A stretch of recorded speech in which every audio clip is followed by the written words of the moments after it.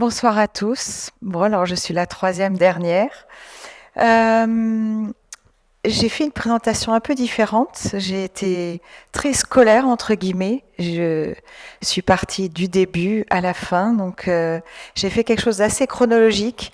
Et en même temps, comme l'a dit Nicolas, le fait de faire ce retour arrière permet de tisser des liens entre ce qui nous a inspiré et le résultat. En tout cas, de mieux comprendre d'où on vient, ce qui vous a finalement profondément marqué et qui ressort dans votre pratique architecturale.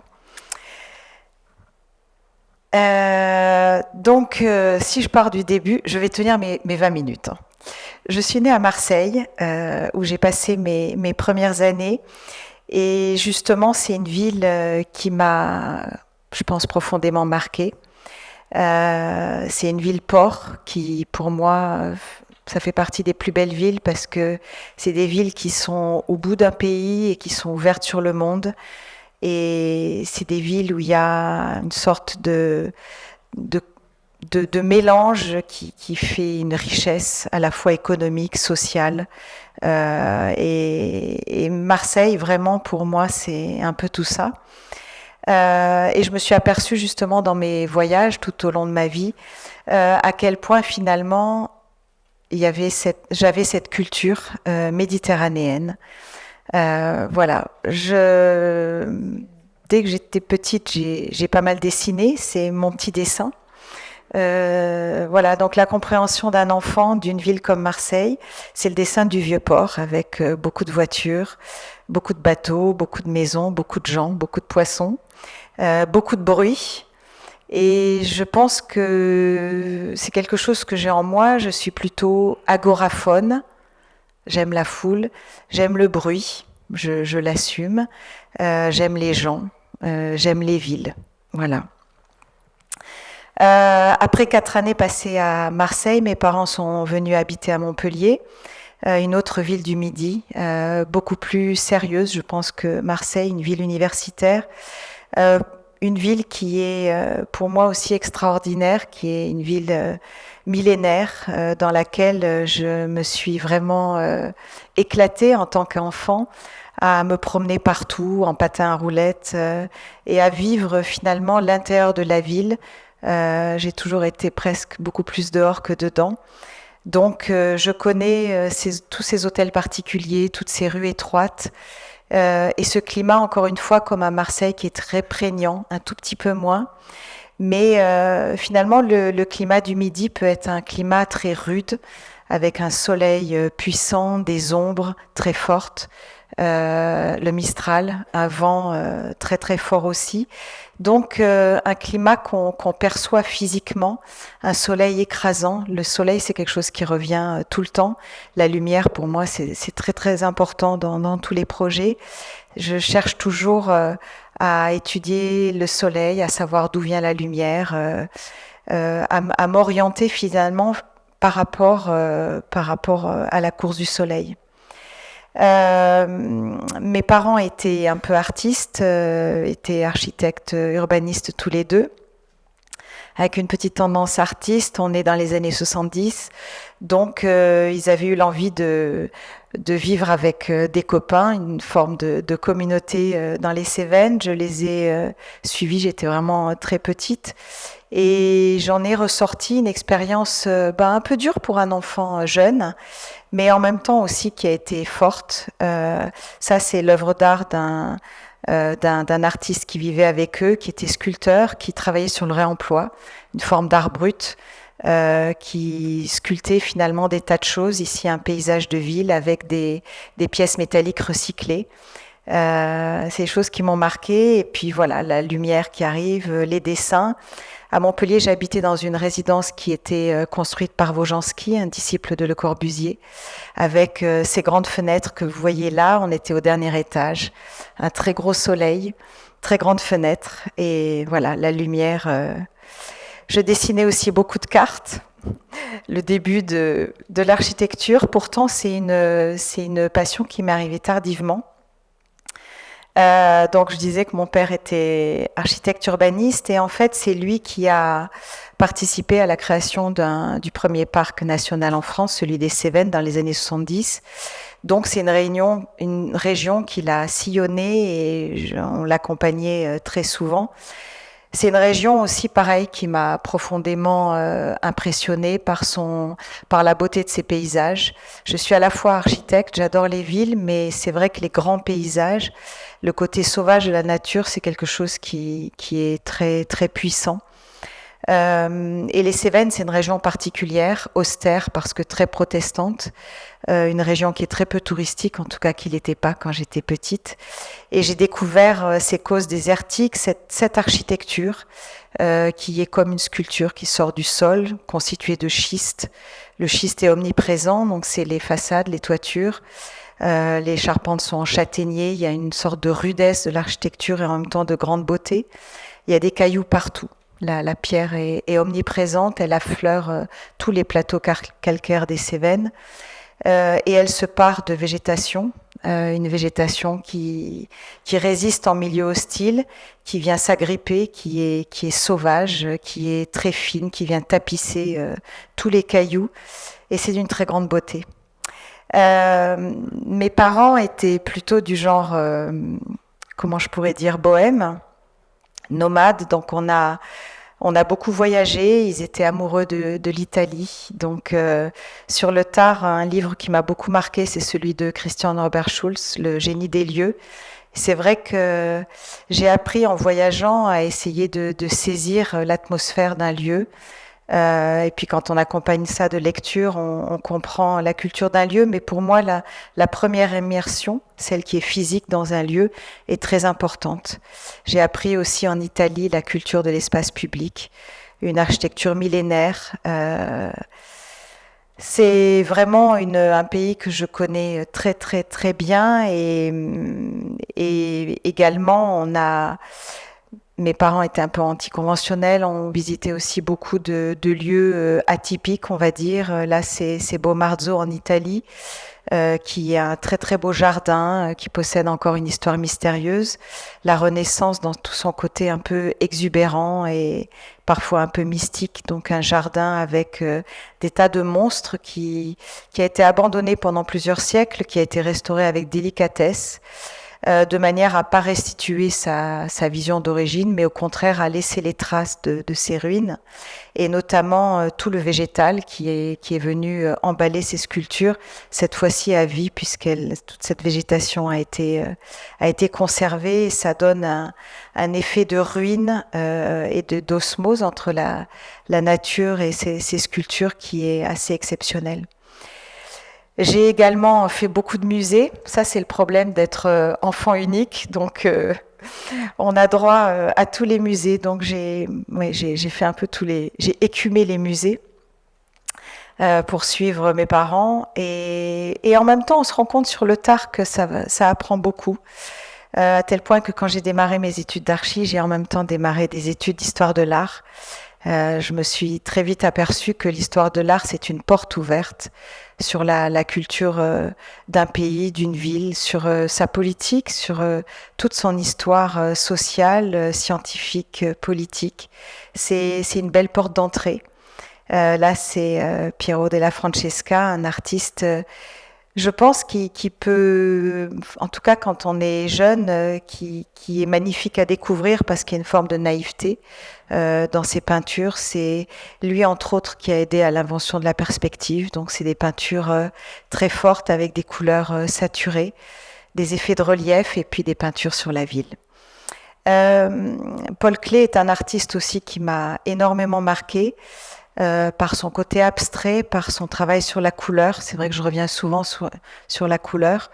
C'est un artiste qui dit avoir découvert la puissance de la couleur dans le cadre d'un voyage en Tunisie où il a été submergé et envahi par la couleur.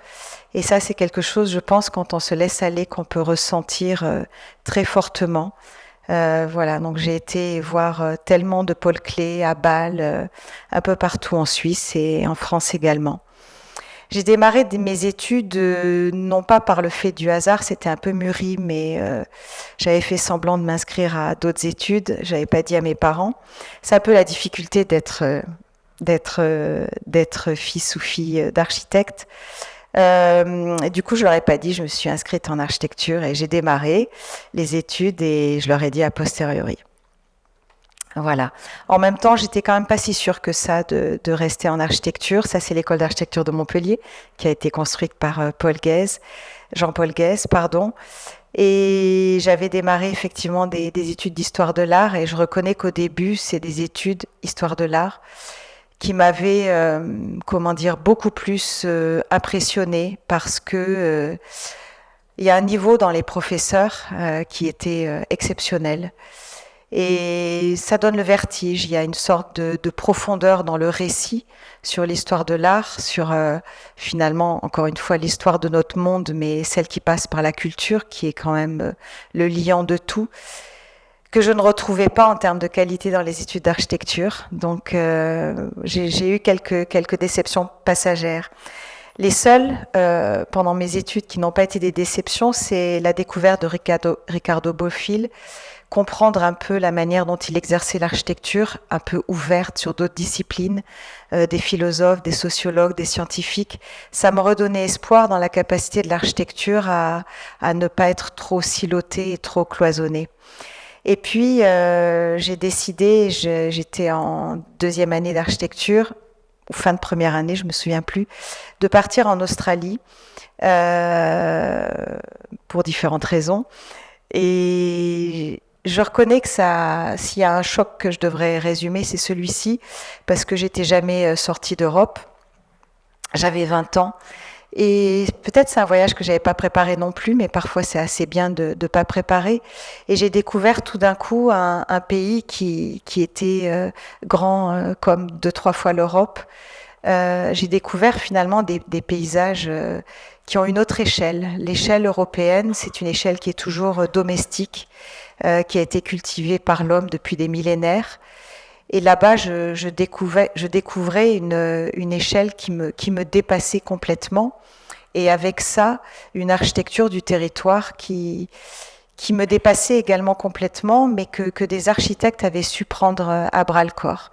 Et je suis vraiment tombée amoureuse de Jørn Utzon, parce que j'ai découvert l'Opéra de Sydney, qui est un monument. Mais avant d'être un monument, c'est finalement un bâtiment que j'ai toujours trouvé extrêmement contextuel, parce qu'il est dans un port qui est gigantesque.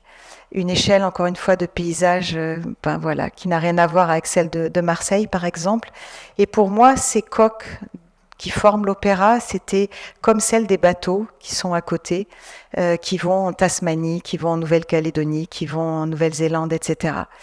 Et j'ai trouvé qu'il y avait un lien tellement fort entre cette architecture et ce contexte géographique de baie gigantesque.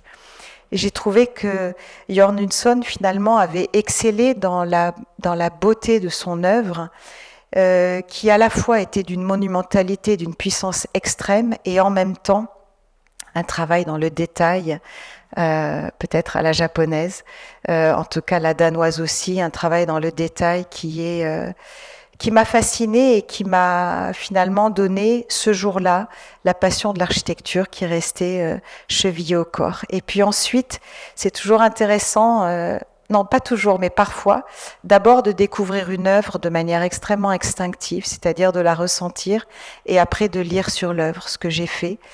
Et on dissèque complètement son œuvre, cette rigueur absolue. Toutes les coques sont faites dans une seule calotte de sphère, donc une intelligence finalement spatiale, industrielle, mécanique, qui est extraordinaire. À la fin de mes études, j'ai décidé j'étais à Montpellier, d'aller à Paris et j'ai choisi une agence, pas par hasard, Architecture Studio. J'avais envie d'apprendre justement cette rigueur que je n'avais absolument pas prise à l'école. Et j'avais envie aussi de travailler en groupe, de pouvoir échanger, débattre, ce qui aurait dû être le cas dans l'école de Montpellier. Ça n'a pas été le cas. Et donc, je cherchais finalement à tisser du dialogue avec une agence. Et j'ai beaucoup appris. J'y suis restée quelques années. J'ai fondé ma propre agence.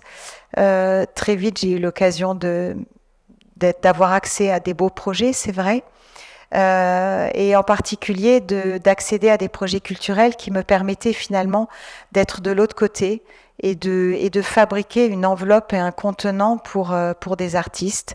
C'était le cas de la Fondation Pinault.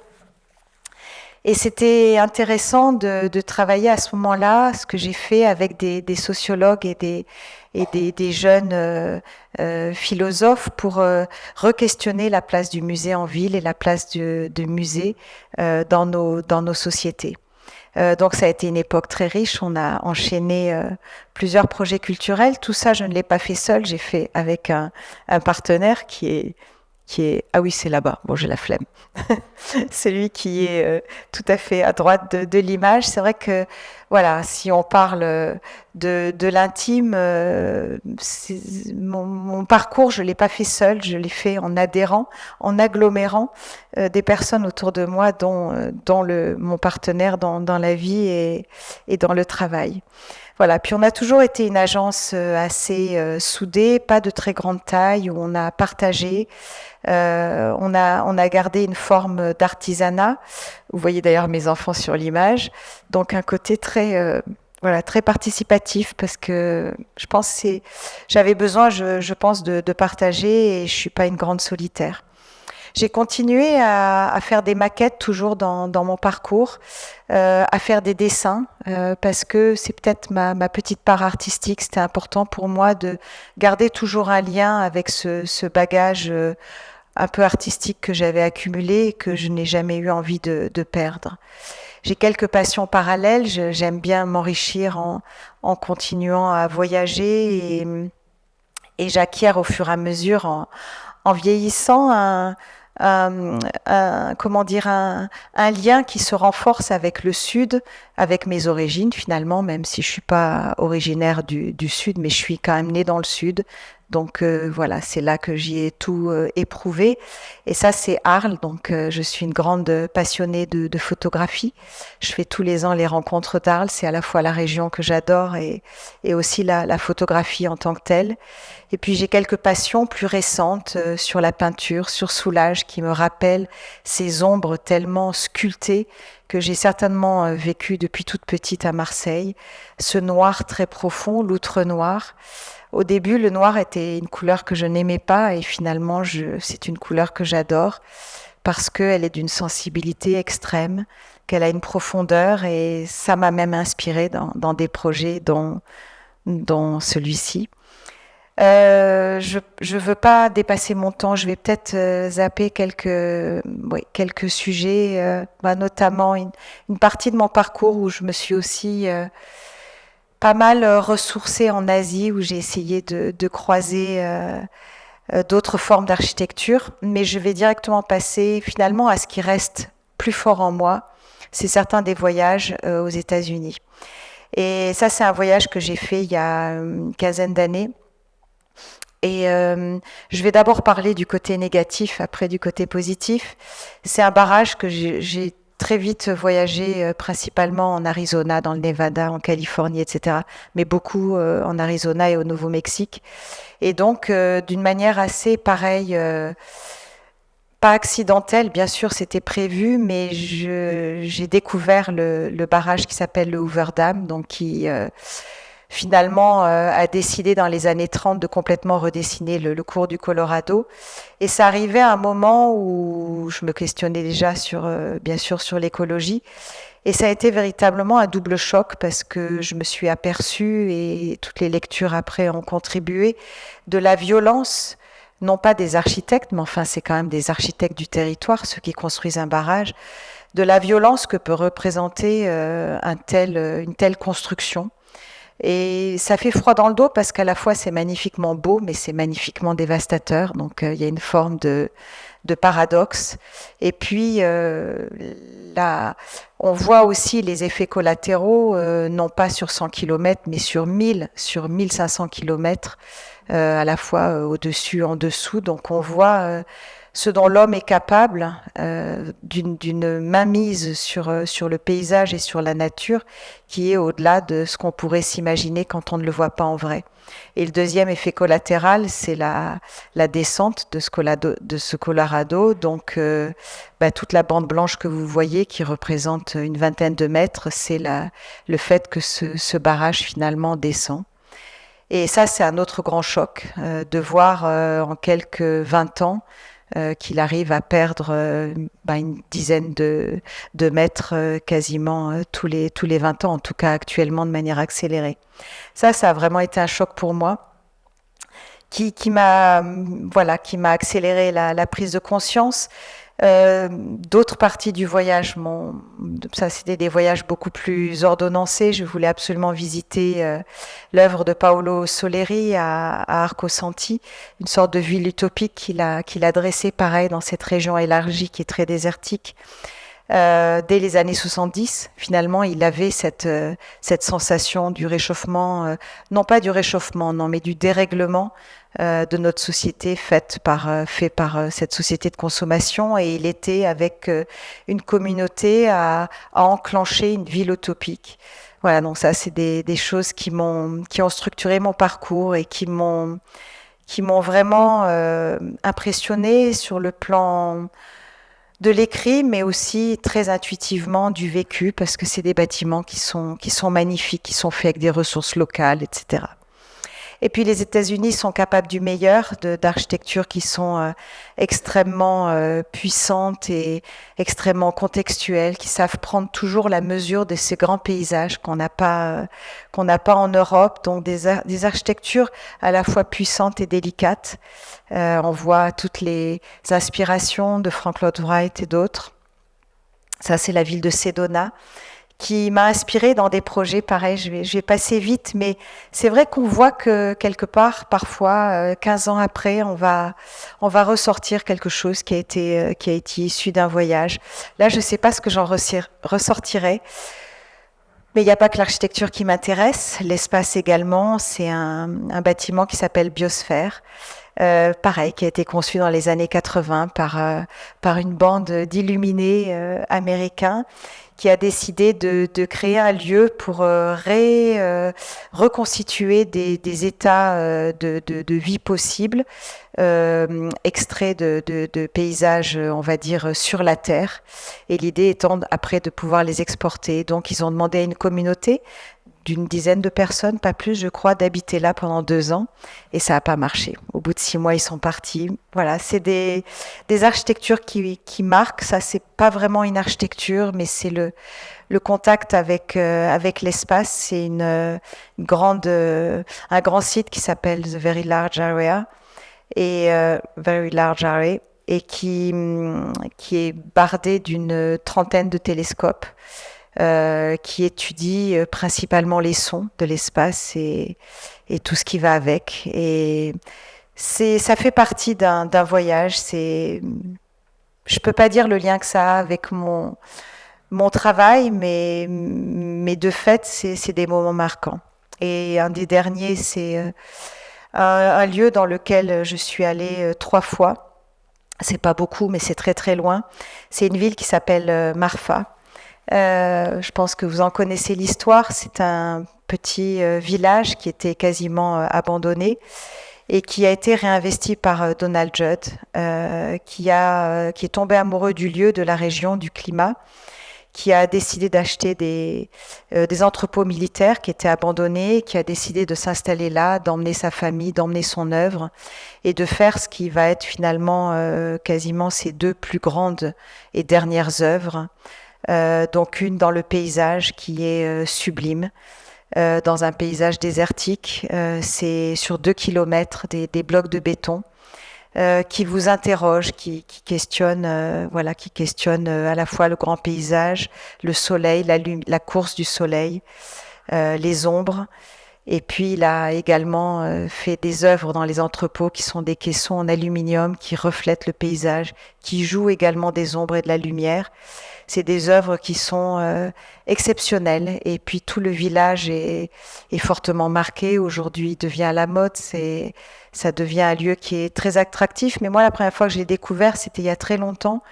Et il y avait une forme d'authenticité et de... C'est important de voir en vrai les choses. Donc là, voilà, c'est politiquement correct ou pas de voyager. Je pense qu'à un moment donné, faut ressentir les choses pour de vrai parce que c'est une forte expérience. Et puis ça, c'est quasiment avant que j'ai vu les blogs de Donald Judd. Mais voilà, il y a des liens qu'on arrive aussi à tisser a posteriori. Il y a encore deux artistes qui m'inspirent beaucoup et j'en reviens un peu à la nature. L'un, c'est Wolfgang Laib, qui travaille que avec des grains de riz, de la cire, du pollen. Et il fait des œuvres très très belles parce que c'est une manière pour lui de montrer la beauté de la nature.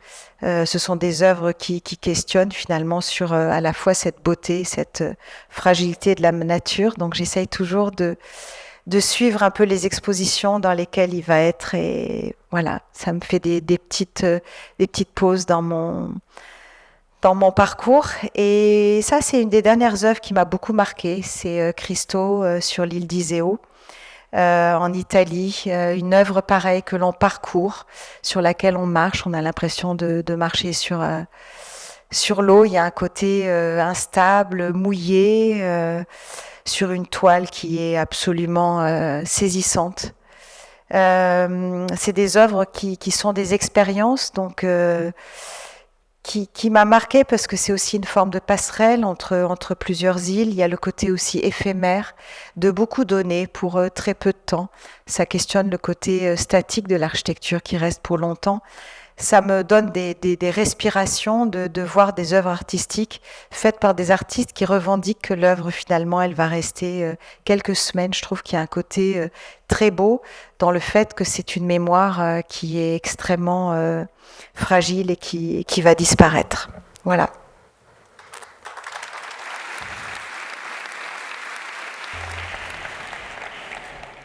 Alors, bon, j'ai une question qui tombe un peu à l'eau, que j'avais prévue avant, bien entendu.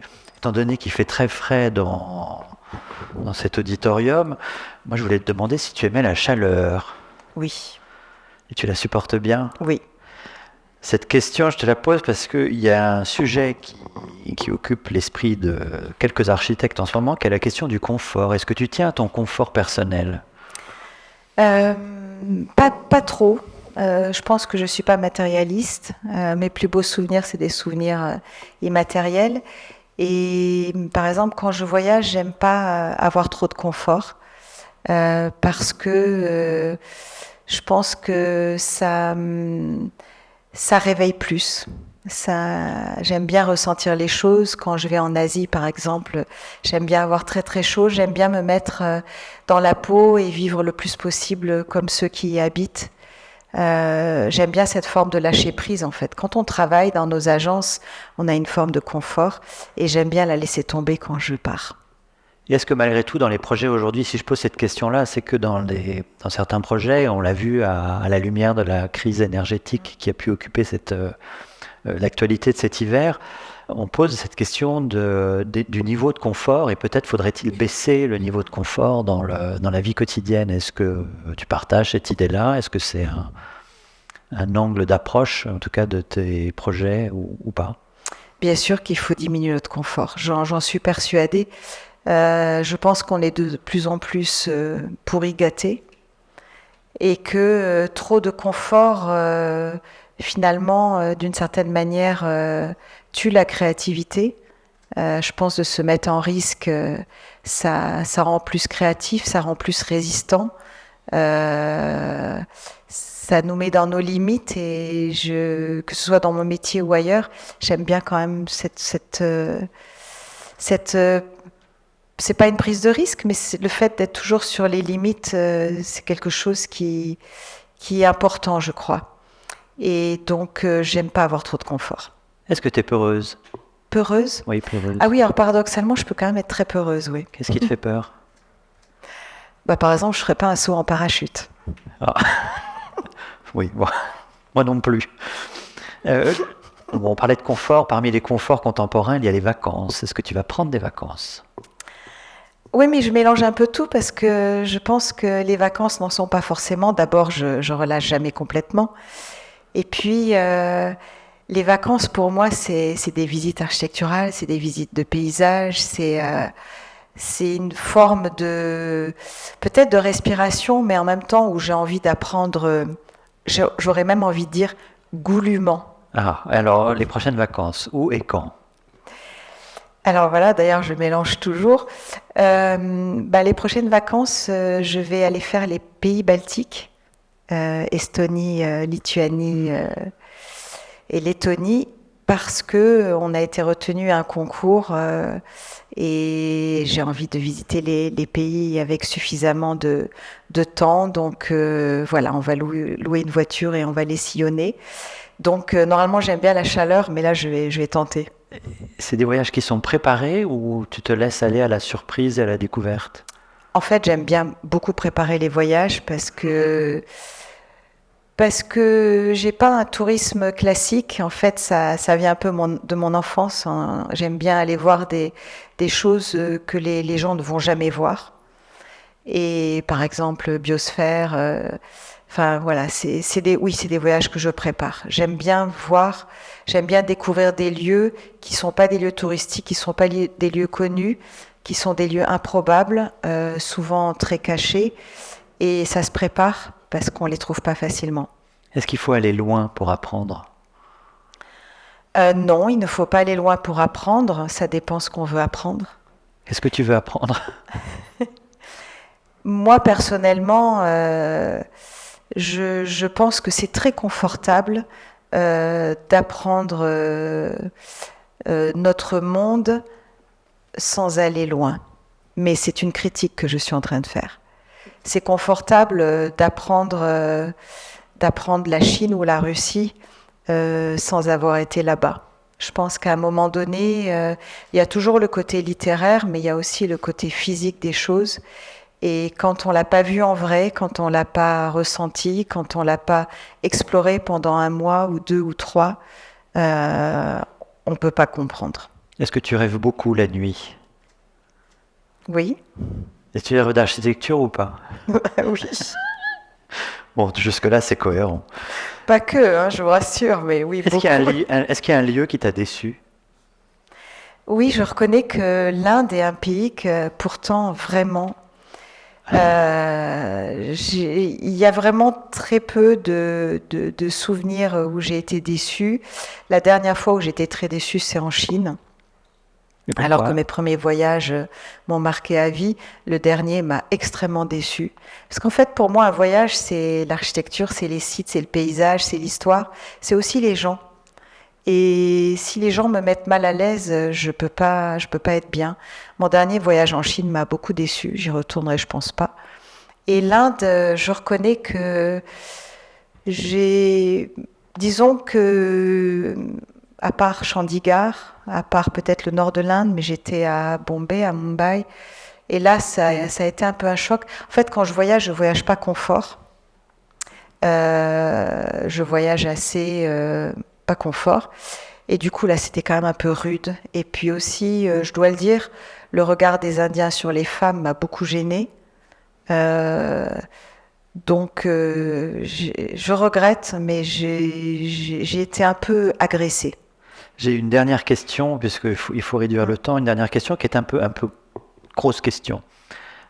Sur Béthune, puisqu'on parle beaucoup Oui. d'exotisme, de destinations lointaines, j'aimerais qu'on parle de Béthune. Alors c'est une ville, si on ne la connaît pas, elle rime avec bitume, ce qui n'est pas très séduisant. On imagine des corons, on imagine le nord, la grisaille.